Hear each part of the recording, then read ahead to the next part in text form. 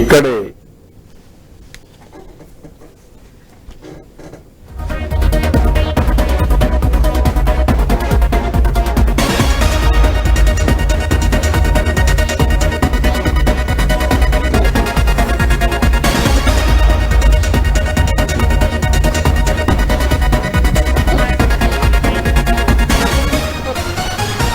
Breaking చూస్తున్నాం. ఛత్తీస్గఢ్ లో మావోయిస్టులు మరో ఘాతుకానికి పాల్పడ్డారు. మావోయిస్ట్ నేత హిడ్మా స్వగ్రామమైన సుక్మా జిల్లా పువర్తిలో ఆ గ్రామ పటేల్ రామయ్యను మావోయిస్టులు హత్య చేశారు. గ్రామంలోని పటేల్ ఇంటికి 10 నుంచి 15 మంది మావోయిస్టులు వచ్చి విచక్షణారహితంగా గొడ్డలతో దాడి చేసి చంపేసినట్లు స్థానికులు చెబుతున్నారు. ఘటనపై భద్రతా బలగాలు పోలీసులు దర్యాప్తు చేపట్టారు.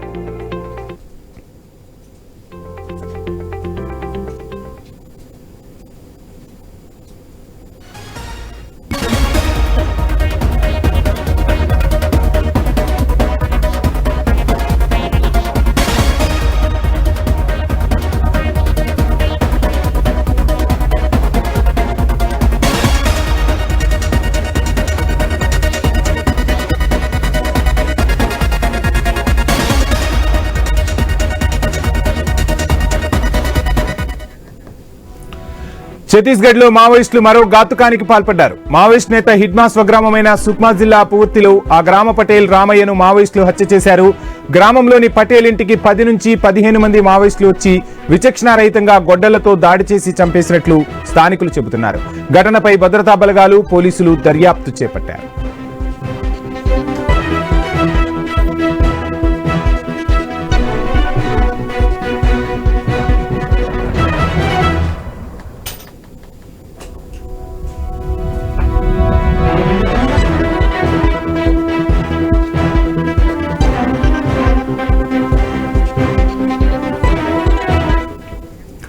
ఛత్తీస్గఢ్ లో మావోయిస్టులు మరో ఘాతుకానికి పాల్పడ్డారు. మావోయిస్ట్ నేత హిడ్మా స్వగ్రామమైన సుక్మా జిల్లా పువర్తిలో ఆ గ్రామ పటేల్ రామయ్యను మావోయిస్టులు హత్య చేశారు. గ్రామంలోని పటేల్ ఇంటికి 10 నుంచి 15 మంది మావోయిస్టులు వచ్చి విచక్షణారహితంగా గొడ్డలతో దాడి చేసినట్టు తెలుస్తుంది.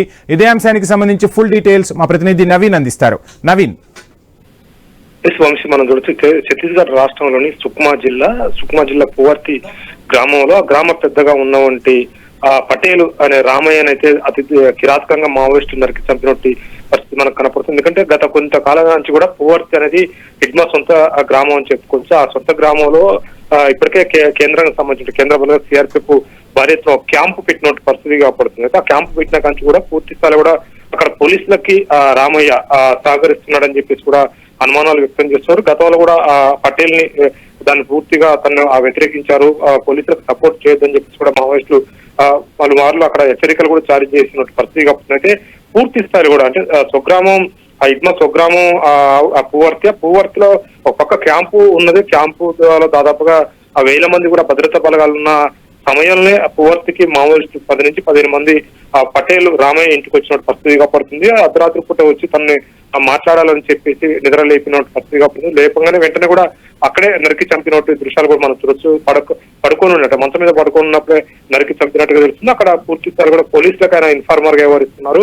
మావోయిస్టు సమాచారాన్ని మొత్తం కూడా అక్కడ పూర్తిగా కూడా అక్కడ ఉన్నటువంటి భద్రతా బలగాలకు చెప్తున్నాడని చెప్పేసి చెప్తున్నారు. అయితే పటేల్ అనే పదం ఎందుకు వస్తుందంటే ఆ ఊర్లో గ్రామ పెద్ద అనమాట. అంటే హిడ్మా స్వగ్రామానికి అతను పెద్ద అని చెప్పుకోవచ్చు. ఆ ఊర్లో పెద్ద మనిషిగా ఉంటాడు. పెద్ద మనిషిగా ఉండే అతన్ని ఆ పటేల్ అంటారు. ఆ పటేల్ అనే ఆ వ్యక్తి రామయ్య 49 సంవత్సరాలు. అయితే గత కొంత కాలం నుంచి కూడా పూర్తి స్థాయిలో కూడా అక్కడ మావోయిస్టుల కదలికలు కానీ అక్కడ ఉన్నట్టు పూర్తి స్థాయిలో కూడా అక్కడ క్యాంపులు నిర్వహించడానికి కానీ ఇవన్నీ కూడా పూర్తిగా పోలీసులకు సహకరిస్తున్నాడు.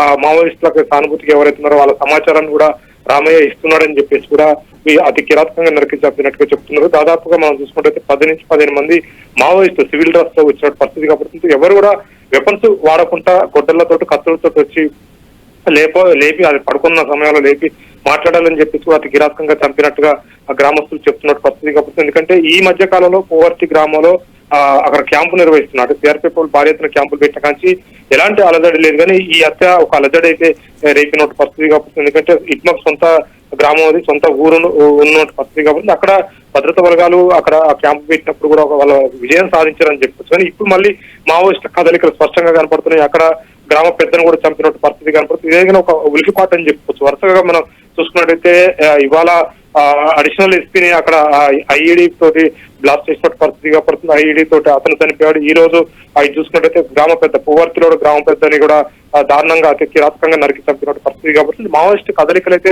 స్పష్టంగా మళ్ళీ కనపడుతున్నట్టు పరిస్థితి కాబట్టి ఎందుకంటే ఈ 2-3 రోజుల కాంచి చూసుకున్నట్టయితే భారీ ఎత్తున కూడా మావోయిస్ట్ కదలికలు ఆ ప్రాంతంలో ఉన్నట్టుగా తెలుస్తుంది. పూర్తిసారి కూడా ఎవరైతే ఇన్ఫర్మేషన్ ఇస్తున్నారో పూర్తిసారిగా వాళ్ళని వేరే చేసే కార్యక్రమంలో మావోయిస్ట్ ఉన్నట్టుగా తెలుస్తుంది. Vamshi, right, thank you Naveen.